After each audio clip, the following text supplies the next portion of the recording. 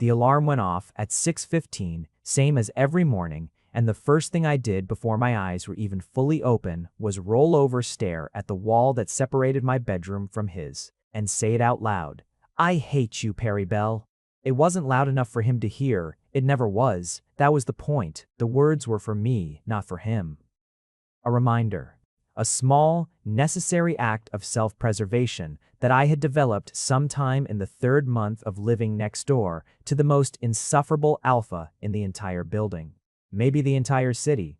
Possibly the world, though I hadn't conducted a full survey yet and was willing to remain open to new data. I sat up, ran a hand through my hair, and listened. Sure enough, right on schedule, the sound of his morning routine filtered through the shared wall. The thud of his feet hitting the floor. The groan, that low, rumbly, obscenely masculine sound he made every single morning like getting out of bed, was a heroic act worthy of documentation. Then the shower. Then, about 20 minutes later, the smell. Coffee. Real coffee. Not the instant powder I survived on, but the kind that required a machine and fresh grounds and apparently some kind of supernatural talent, because no cup of coffee I had ever made in my life smelled like that. Like warmth and morning and something almost embarrassingly domestic. I hated it. I hated him. I pulled on my least wrinkled shirt, grabbed my bag, and headed for the door, fully intending to walk to the elevator alone, ride down alone, and begin my day in blissful Perry Bell-free silence. The door to apartment 4B opened at the exact same moment mine did. It always did. He looked the way he always looked, which was the problem really when you got down to the core of it. Perry Bell was tall in the way that felt intentional, like his body had made a deliberate architectural choice to take up as much vertical space as possible.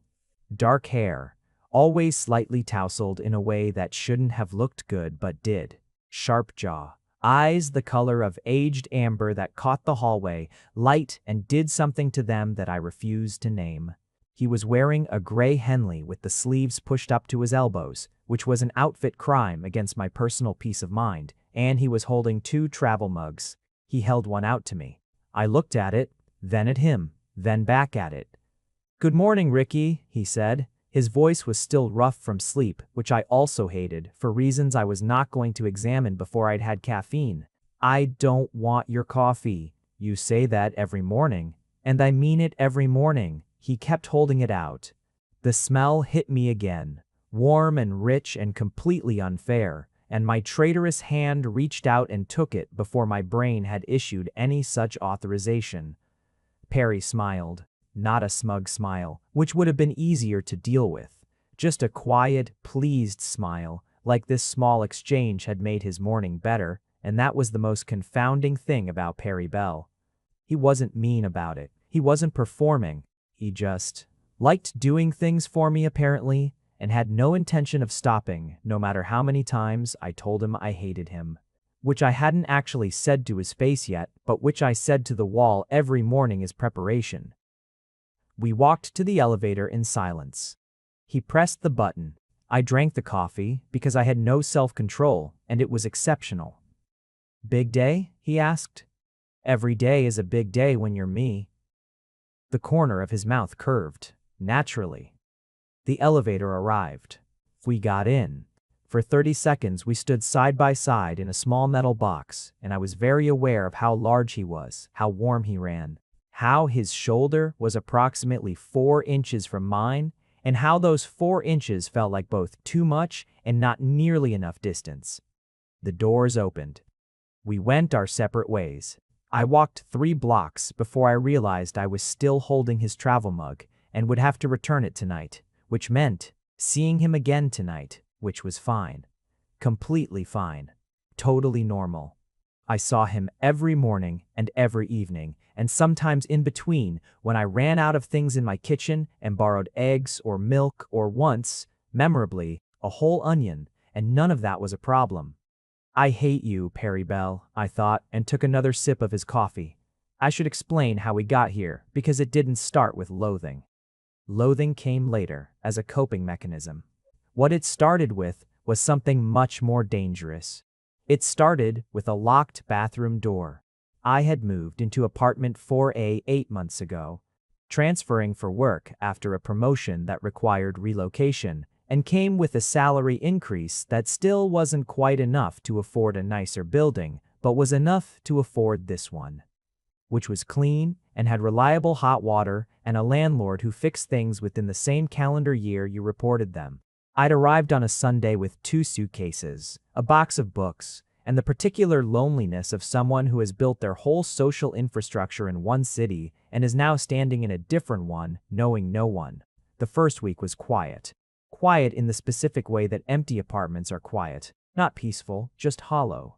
I cooked simple things and watched too much streaming content, and told myself this was fine, this was adult life, this was what moving up in your career looked like. Then on the 8th day, the pipes in my bathroom exploded. Not literally, but something went wrong with the water pressure and the shower fixture came loose from the wall mid-rinse, and I ended up standing in my towel in the hallway at 7 in the morning, wet and thoroughly undignified, trying to reach my landlord who was predictably not answering. My neighbor from 4B appeared in his doorway holding a mug of that coffee, wearing a plain white t-shirt and sweatpants, looking at me with an expression that was carefully neutral in a way that suggested he was exercising considerable restraint not to react to the situation more expressively. "Shower emergency?" he said. Fixture came off the wall. He considered this. Then he stepped back and held the door open. "You can use mine until it's fixed." That was it. No dramatic moment, no charged glance, nothing cinematic. Just a practical offer from a neighbor whose name I didn't even know yet, extended without fuss or expectation, the way some people just are. Quietly good at the logistics of being a person around other people. I used his shower, he made me coffee. We introduced ourselves. His name was Perry Bell. He worked in structural engineering. He'd lived in 4B for 2 years and knew the building's quirks and could tell me which floor drain backed up after heavy rain and which elevator took longer, and that the coffee shop on the corner made bad espresso, but excellent drip. I thanked him. The shower got fixed 2 days later. I kept ending up at his door anyway. For the first month, it was completely innocent, neighborly. He had books I'd been meaning to read, and we talked about them. He cooked in quantities that seemed designed for more people than he was, and somewhere around week 3, he started leaving a portion outside my door in a container with a note that just said, "Extra" on it. And I started leaving pastries from the bakery I passed on my commute because I always bought too many. We watched a documentary series about infrastructure. His suggestion, which should have been boring but wasn't because he got quietly passionate about load distribution in ways that were genuinely compelling to listen to. We were friends. Easy, comfortable, good friends. The kind that sometimes don't come for years and then arrive fully formed like this one did. And that was when it became a problem. Because somewhere in the second month, I noticed something. Small things at first. The way he looked at me when he thought I wasn't watching, steady and warm, and a little too long to be entirely casual. The way he always angled toward me slightly in a room, the way you angle toward a source of light or heat without making a conscious decision to do so. The way he remembered things I'd mentioned once in passing. My preferred tea, the name of the novel I'd loved as a teenager, the city I'd grown up in, the fact that I couldn't eat cilantro and why. He paid attention to me the way people pay attention to things that matter to them. And I noticed it the way you notice a sound getting louder, gradually, then all at once, until it was impossible to unhear. The problem wasn't that he looked at me that way. The problem was how much I liked it. I was 28 years old and I had a record, not a great one, of wanting things I couldn't keep. Things that looked solid until they weren't. That felt safe until they didn't. That asked more of me than I knew how to give and then left before I could figure out how to give it. I had learned, slowly and with considerable emotional cost, that the right response to wanting something badly was caution. Deliberate, sustained caution. Perry Bell was an alpha who made excellent coffee and lived 4 feet from my front door and looked at me like I was the most interesting part of his day. Caution required distance. Distance required armor. The armor I chose was a specific brand of affectionate hostility that I told myself was self-protective and rational, and in no way a transparent expression of how thoroughly he'd gotten under my skin. I started saying I hated him, just to the wall first. Then, eventually, lightly, out loud. He never pushed back, never seemed hurt by it. Just kept making the coffee, kept holding the door, kept existing in that infuriatingly steady way he had that made me feel like standing near him was standing near something built to last, which made everything worse, obviously. Winter settled into the city in the way that cities absorb cold, slowly, then completely, until it was in the concrete and the glass and the particular gray quality of the morning light. I bought a heavier coat and wore it wrong for 2 weeks until Perry, walking to the elevator with me one morning, silently turned my collar up against the back of my neck with one large, warm hand. I stood very still while he did it. "Cold hits the back of the neck first," he said, completely matter of fact. "I know how cold works," I said. "Sure." He removed his hand. We kept walking. I thought about that hand on the back of my neck for an unreasonably long time afterward. The thing about Perry was that he didn't try. That was the confounding element that made him impossible to dismiss. If he had been obvious about it, flirtatious, pushy, the kind of alpha who leaned in too close and made pointed comments about compatibility, I could have cataloged him easily and kept my distance without effort. I had done exactly that with other alphas. I was good at it. I had developed a near-professional efficiency at identifying when someone was performing interest versus actually feeling it, and I could redirect or deflect in ways that required almost no emotional expenditure. Perry didn't perform anything. He just was. Present and consistent and genuinely himself in every interaction we had. And the version of himself he was happened to be someone who had, apparently, and without any particular fanfare, decided I was worth caring about. He never said so. That would have been too easy to address. Instead, he said things like, "You look tired, did you sleep?" And "I saw this and thought of you," while handing me an article about something I'd mentioned once. He said, "I made too much again." Every time he left food outside my door, which was a lie so obvious and so gentle that it had become its own kind of language between us. He said, once, in October, when we were sitting on his couch watching something neither of us was fully paying attention to, "You know you can tell me things, right? If something's going on." I had looked at him for a long moment. He was looking at the television screen, his profile quiet and still, not pushing, not angling for anything, just offering, the way he offered everything, without expectation, without performance. "I know," I said. "Okay," he said. We watched the rest of whatever it was in comfortable quiet, and I thought, this is the most dangerous person I have ever met. And I said it to the wall that night with more conviction than usual. "I hate you, Perry Bell. I really, genuinely, thoroughly do. I knew before the test." That's the part that came back to me later in the days afterward when I was replaying everything. I had known for almost 2 weeks before I made myself go to the pharmacy, buy the thing, take it home, and find out officially what some quiet animal part of me had already understood. There had been a work event in November, a team gathering that ran late and went from a dinner to a bar to somewhere louder, and I had drunk more than I usually did because I was in a good mood. A genuinely good mood of the kind that had been uncommon lately, and because someone had kept refilling the drinks and I had kept not stopping them. I had texted Perry from the bar at 11:15. This was not unusual. We texted each other with the comfortable frequency of people who have stopped keeping track of how often they talk. "Can't remember if my keycard is in my jacket or my bag I'd written, which was not entirely a lie, but was also not entirely the real reason I was texting him. Both, he'd written back. "Come home, Ricky. Come home." Such a small thing to put in a text, such a specific word choice. I had stood in that noisy bar and read it 3 times and then put my coat on and got in a car home. He'd been awake, which I should have expected, and opened the door before I knocked, which I also should have expected. And I had stood in his doorway in my coat and looked at him in his doorway in his gray Henley. Always that gray Henley, and something had shifted. Nothing dramatic, no declaration. no careful construction of a moment. I had stepped forward.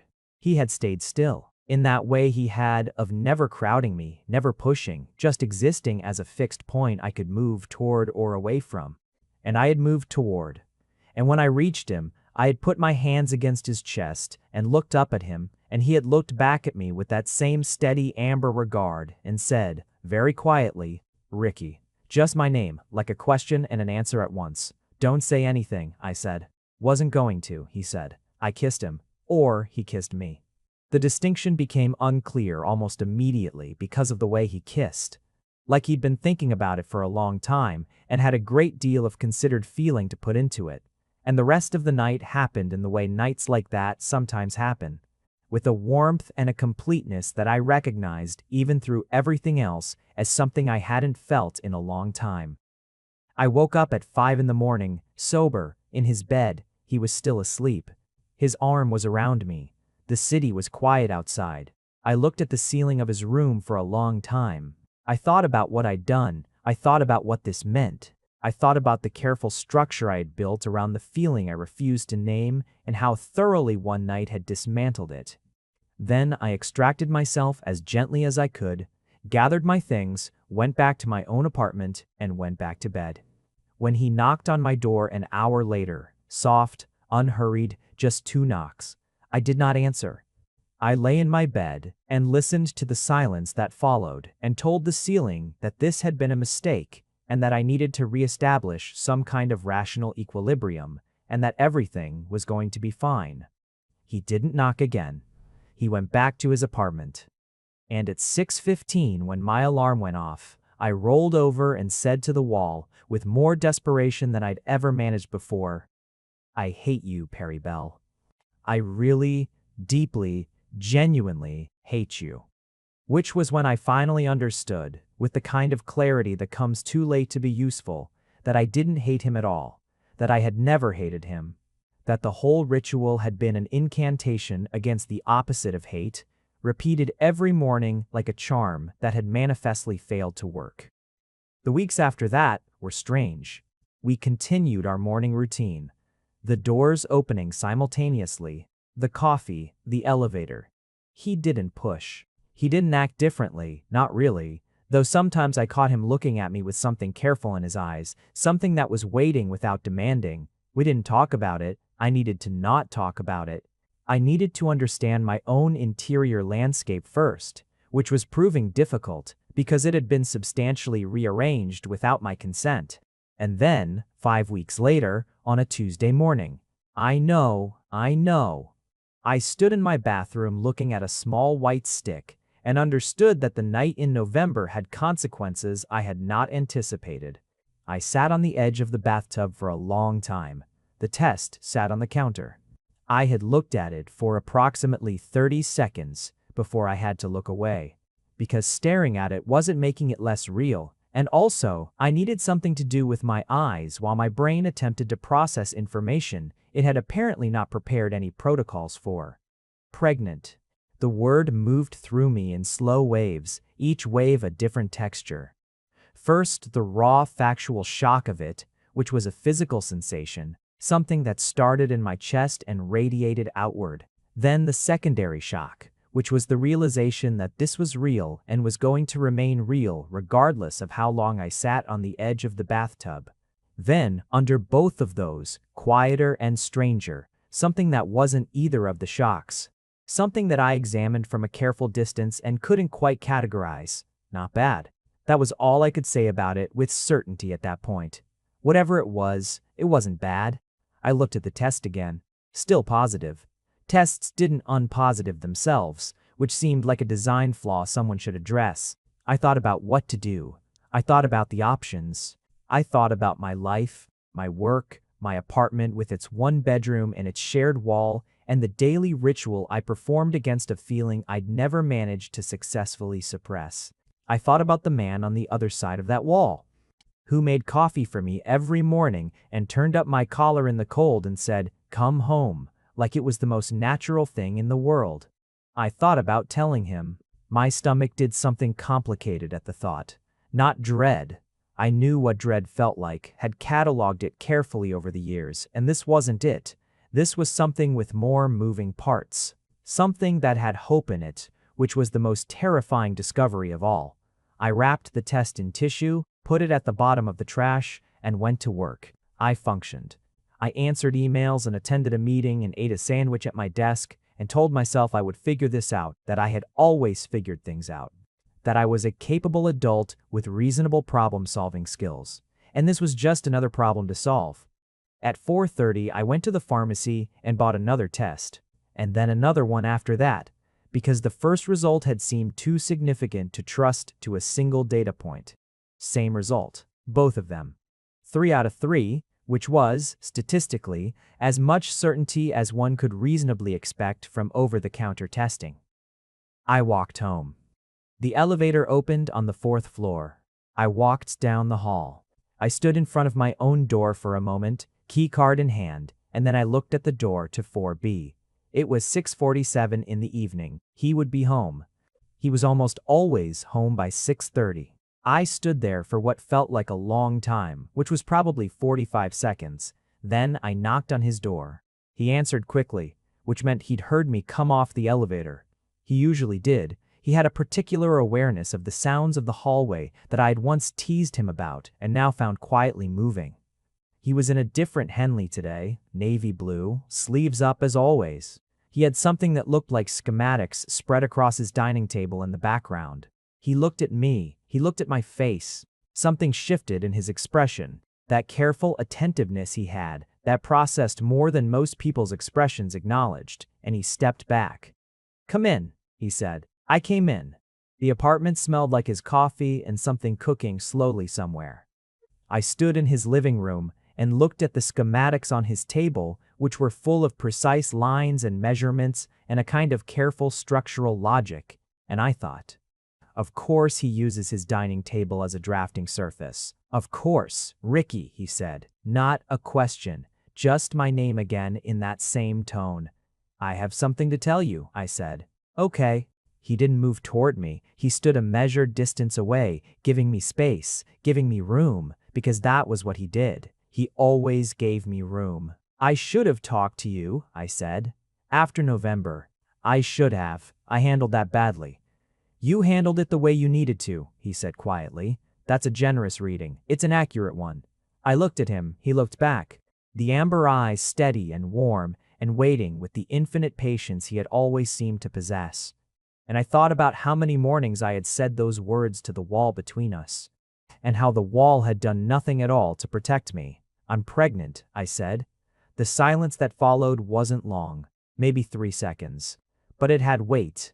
Perry Bell was very still for those 3 seconds, in the way that he was still when he was processing something significant.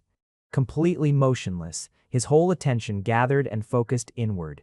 Then he exhaled, a slow breath, and something moved across his face that was complex and layered, and at the bottom of it, unmistakably, was something that looked like wonder.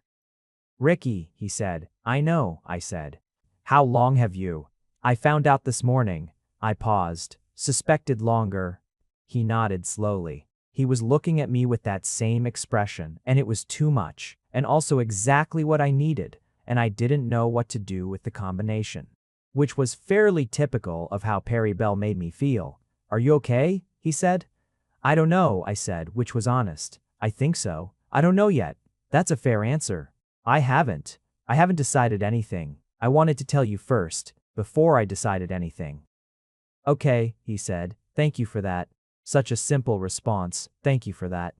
No panic, no immediate rush of questions, no performance of emotion designed to center himself in the moment.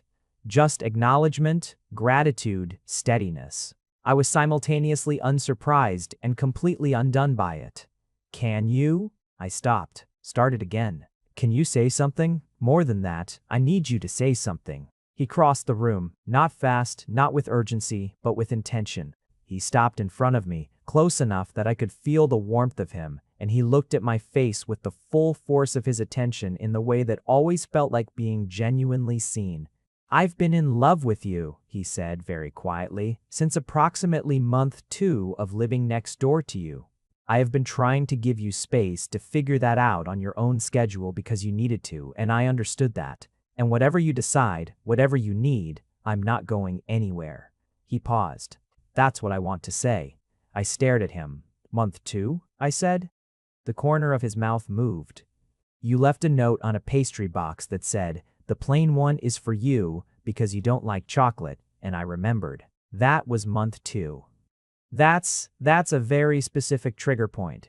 "You remembered something small about me," he said simply. "No one does that by accident." I looked at him for a long moment. All of it was there.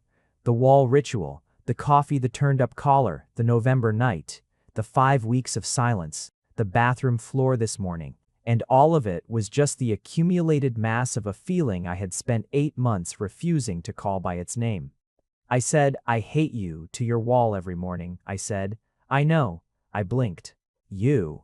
The walls aren't very thick, Ricky." The silence that followed this revelation was approximately 1 full second of genuine mortification, followed by a sound coming out of me that was somewhere between a laugh and something that wasn't a laugh at all. And then Perry's arms were around me, and I was pressing my face against his chest, and the sound continued for longer than I was proud of. He held me. No words.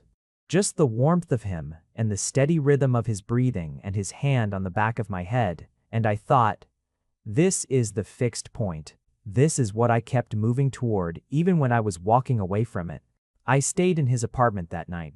We talked for a long time about what I was feeling, about what he was feeling, about practical things and impractical things, and things that didn't need deciding yet. He didn't pressure me. He didn't project his wants onto the situation. He asked questions and listened to the answers with the full attention he always gave me. And somewhere in the middle of all of that, I understood something I should have known months ago. I was safe here. Not because he was an alpha and I was an omega and there was some biological logic to that safety, but because he was Perry and I was Ricky and he had been building a home for me, one careful gesture at a time for 8 months, and I had been accepting every brick. "I'm scared," I said, somewhere around midnight. "Of what specifically?" he said. He was sitting against the headboard of his bed. I was beside him, his arm around me. The lamp on the nightstand was on low. "All of it. Of wanting this and it not working. Of needing you and you." I stopped. "I'm not going anywhere," he said. Not defensive, not reassuring in the performed way. Just factual, the way he stated things he considered certain. "You keep saying that, because it keeps being true." I was quiet for a moment. I said, "I hated you for 8 months." "I know." "And you just kept making the coffee." "The coffee was never conditional," he said. I turned to look at him. He was looking back, that steady amber regard in the low light, and I thought, I am going to love this person for a very long time. Not with dread, not with the old armor-building panic. Just as a fact, observed clearly and without resistance. "I don't hate you," I said. "I know," he said. "I never hated you." "I know that too." "I love you," I said. It came out simpler than I expected. No fanfare, no build-up, just true, the way simple things are true. His expression did something quiet and complete that I didn't have a word for yet, but intended to learn. "I love you," he said back. 3 weeks later, I stood in my apartment at 6:15 and listened to the alarm go off. I lay there for a moment in the early gray light in the familiar rhythm of the morning. The sounds from the apartment next door, the thud of his feet. The groan that I now knew from experience was purely theatrical, because Perry Bell was one of those infuriating people who woke up alert and used the groan as a kind of morning greeting to the universe. I got up. I pulled on the softer of my 2 hoodies, the one I'd left at his place twice and which had started absorbing a faint trace of his particular warmth, and I went to my door and opened it. His door opened at the same time. He was holding 2 travel mugs. He looked like he always looked.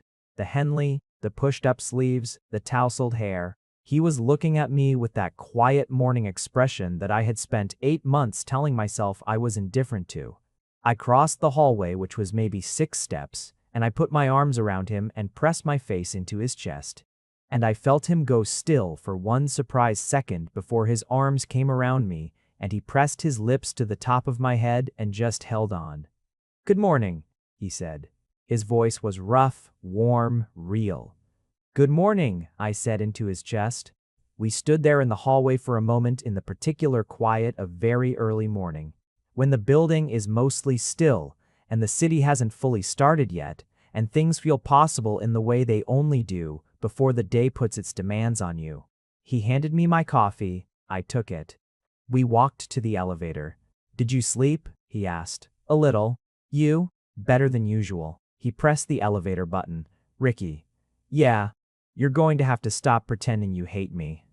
I took a sip of the coffee. It was perfect, the way it always was, the way it would probably continue to be, because he was Perry Bell and he did things carefully and with attention, and I was, apparently, one of those things. "I make no promises," I said. He smiled. Just the small, quiet, pleased smile. The one I had learned to recognize as his particular version of happiness. Not loud, not performed, just genuinely content, the way a structure is content when all its load-bearing elements are correctly placed. The elevator opened. We got in. His shoulder was against mine. The building hummed around us. Outside, the city was beginning to wake up. I thought about the wall between our apartments.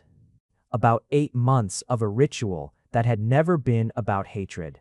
About all the ways we tell the truth sideways, through small gestures and daily returns and doors that open at the same moment because somewhere along the way your rhythms have synchronized without your permission. I thought about the future, which was 3 positive tests and a conversation at midnight, and a man who had said, "I'm not going anywhere," with the certainty of someone who had already decided on his foundations and built accordingly.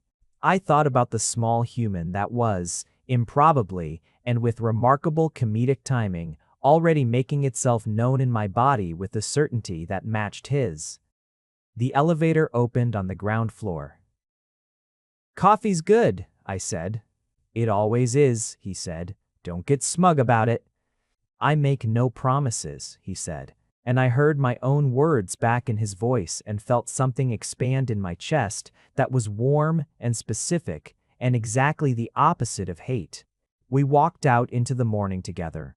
The next few months built themselves around a new architecture, one I hadn't planned and couldn't have engineered even if I'd tried. My body changed in ways that were simultaneously miraculous and deeply inconvenient. The nausea arrived in the 6th week, like an unwelcome houseguest who had not been invited and showed no signs of leaving. It hit in the mornings primarily, which meant the commute became an exercise in negotiation between my stomach and my schedule, and which meant that for approximately 3 weeks, Perry's morning coffee was the only thing that got me out the front door with anything approaching functionality. He switched the blend. I didn't notice until he mentioned it.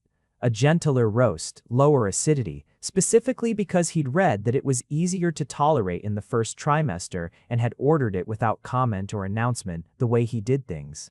I told the wall, "I hate you," more softly than usual during that period. It felt important to maintain the ritual, even as its function had fundamentally shifted. It was mine. It was the first language I had developed for this feeling, and I wasn't ready to retire it entirely. He could still hear it, obviously, through the thin shared wall. He never mentioned it. Once, on a particularly hard morning when the nausea was bad, and I was sitting on the bathroom floor wishing I could renegotiate my relationship with my own biology, I heard a soft knock on the wall. Just 2 knocks. The same pattern as the knock he'd given my door back in November. I knocked back once. A minute later, there was a gentle knock on my actual door, and when I opened it, he was there with a glass of cold ginger water and a small plate of plain crackers. And he looked at me with a careful, unhurried concern and said, "Come to mine today. Work from my couch." I worked from his couch. He worked at his dining table with his schematics. We existed in comfortable parallel for 8 hours, and it was the best workday I'd had in 3 weeks. We hadn't made it official to anyone yet. That conversation was still ahead of us, navigating what to tell and to whom and when. But among ourselves, without discussion or ceremony, we had shifted. The doors still opened simultaneously every morning. But now we walked to the elevator already together, already talking, already in the rhythm of whatever the day held. He had a key to my apartment, and I had one to his, exchanged practically and without announcement, because we'd both started moving between the two spaces with a frequency that made the separate key rings increasingly redundant. His apartment was bigger, his kitchen was better equipped. Slowly, the gravitational center of our combined domestic life began shifting toward 4B. My stuff migrated in increments, a book here, a plant there, a specific mug that I favored over his mugs, which he began placing in the cabinet front and center.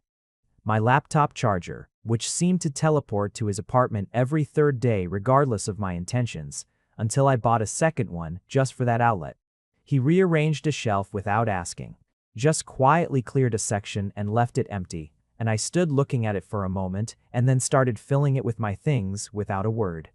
And when he passed by and saw it, he put his hand briefly on my shoulder and kept walking, and that was how we navigated most things, without ceremony, without demands, with a mutual understanding of what the other person needed that had been accumulating across 8 months of careful attention. I started saying it out loud in the 4th month.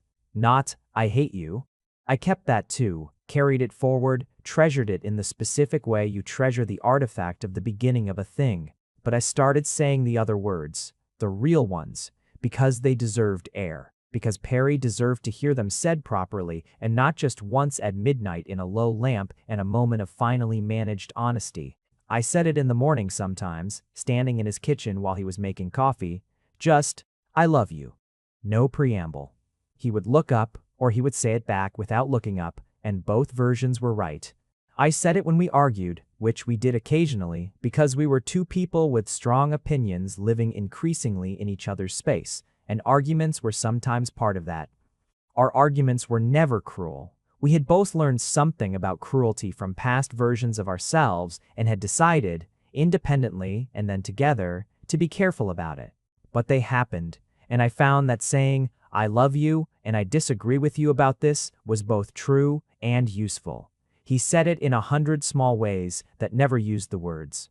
In the ginger water, in the specific coffee blend, in the way he came to every appointment without being asked, sitting beside me in waiting rooms with his phone in his pocket and not in his hand, fully present in the particular unhurried way he was always fully present. In the way he read, actually read, with attention and follow-up questions, every piece of information about what was happening in my body and what was coming. As though preparing for this the way he prepared for structural projects, thoroughly with care and with a deep respect for the load the foundation would need to bear. I told my best friend Danny on a video call in the 5th month. She was 3 cities away, and I had been keeping her informed in the vague and evasive way I kept her informed about most of my emotional life, which was to say, barely. She had known something was happening, because Danny always knew, and when I told her she made a sound that was approximately 50% joy and 50% vindication and said, "I knew it." I knew the moment you described his coffee. "The coffee is irrelevant," I said. "The coffee is deeply relevant," she said. "You accepted his coffee every morning for months while telling yourself you hated him." Ricky. Sweetheart. The coffee was the relationship. I thought about this later. She wasn't wrong. The coffee had been the whole story in miniature. The offering. The refusal that wasn't a refusal. The acceptance that was also an acknowledgement. Repeated every morning like a small ceremony of what we actually were, even when I was pretending otherwise. Perry met Danny on a video call the following week, standing behind me with his hand on my shoulder. And she spent approximately 4 minutes asking him direct questions about his intentions and his stability and his understanding of what he was taking on, and he answered all of them with the same calm directness he brought to everything. And at the end, she looked at him for a long moment and said, "Okay, you pass." "Thank you," he said. "Don't thank me yet," she said. "I have more questions." He sat down next to me. "I have time," he said. Danny looked at me over the video call with an expression that said, "Clearly and without ambiguity, you idiot, you spent 8 months saying you hated him. I made a face at her. She made a worse one back. Perry watched this exchange with the quiet amusement he brought to most things and said nothing, which was another thing I loved about him. He understood when he was watching something that didn't need his involvement, and he watched it with appreciation rather than needing to insert himself. The sixth month arrived, and the city had shifted back into spring, light returning in the way it always did, surprising you after months of gray, even though you knew intellectually it was coming. I stood at the window in Perry's apartment. Our apartment increasingly, watching the street below wake up into the longer morning light, and I felt the particular sensation that had been my constant companion for months now. The interior movement that was impossible to describe to anyone who hadn't felt it, like being reminded continuously that you were not alone in yourself. Perry came to stand beside me. He handed me coffee. We stood at the window together. "Tell me what you're thinking," he said. "That it's strange," I said. "All of it. That I almost didn't knock on your door." "But you did." "I almost didn't." He was quiet for a moment. "What made you?" I thought about it, standing in the hallway with the key card in my hand, looking at the door to 4B and the 6 steps that had crossed 8 months of held distance. "I didn't know what you'd say," I said. That was the thing that always stopped me. Every time I thought about being honest, there was this moment where I had to hold the uncertainty of not knowing what you'd do with it. And that night, standing in the hallway, I thought, I know what he'll do. I've been watching him for 8 months. I know what he does when someone needs something. Perry looked at me, something quiet and deep in the amber of his eyes. "He opens the door," I said. A beat of silence. "He always opens the door," Perry said. We stood at the window while the morning progressed around us, the light shifting and the street filling, and I thought about structures, the word he used so often, the language of his work that had become part of how I thought about certain things. A structure's integrity is not in its rigidity, but in how it distributes weight. Load-bearing walls aren't obvious. They look like any other wall until you remove one and everything else shifts. I had spent 8 months performing an absence of feeling, of want, of admission, and all that time the load had been held anyway. By coffee in the morning, and food outside the door, and a turned-up collar, and 2 knocks on a shared wall at 6 in the morning when someone was on the bathroom floor. Load-bearing doesn't announce itself. "Perry," I said. "Yeah. I'm glad I moved into 4A. The smile that moved across his face was the full version, not the quiet one, and I filed it carefully into the collection I was building of Perry Bell at his most unguarded, which was a collection I intended to spend a long time expanding. "Me too," he said. He put his arm around me. I leaned into him. Outside, the city went on doing its morning things, unhurried and indifferent to us, as cities are. Behind us, the shared wall between 4A and 4B stood as it had always stood, silent now. Finally, genuinely silent. Not because the feeling had been defeated, because it no longer needed a wall. The alarm went off at 6:15. I lay still for a moment, listening. No sounds from the other side of the wall, because there was no other side of the wall. Not really, not anymore. We had filled both apartments but lived in one. The key cards for both on the same hook. The move not made official yet, but practically already complete. Perry's arm was around me. His breathing was the particular rhythm of almost awake, hovering at the surface. I thought about saying it. The words that had started all of this, that had been my morning spell, my self-protective ritual, my own private language for a feeling I hadn't known how to name. I lay in the early light, with his arm around me and the new year of our life already underway, and I thought about it for a long moment. Then I turned toward him instead. He opened his eyes. Amber, warm, awake almost instantly the way he always was. The theatrical morning groan was indeed entirely performative. I had confirmed this through months of observation. He looked at me. "Good morning," he said. Rough with sleep, warm as everything about him was warm. "Good morning," I said. A beat. "Go on," he said. I looked at him. "I know you were thinking about it," he said. The corner of his mouth was doing the thing. "I wasn't. You were. I was. I love you," I said instead. He smiled, the full version, unhesitating and complete. I love you, he said back. Outside, the morning light was doing what morning light does, moving through the gap in the curtains, landing on the floor in long pale stripes, warming the room by degrees the way good things do. Not all at once, not in a single dramatic moment, but slowly, consistently, until one day you look around and realize everything is lit. I didn't hate Perry Bell. I never had. And standing in that morning light with his arm around me and everything we were building already built and still building, I finally, completely, with my whole chest, didn't. If you made it to the end, you're my kind of person. Leave a subscribe. Comment down your favorite part of the story. And if you want early access to videos, exclusive content, or just want to support the channel, hit that join button right below the video. Even one member genuinely means the world to me. See you in the next one.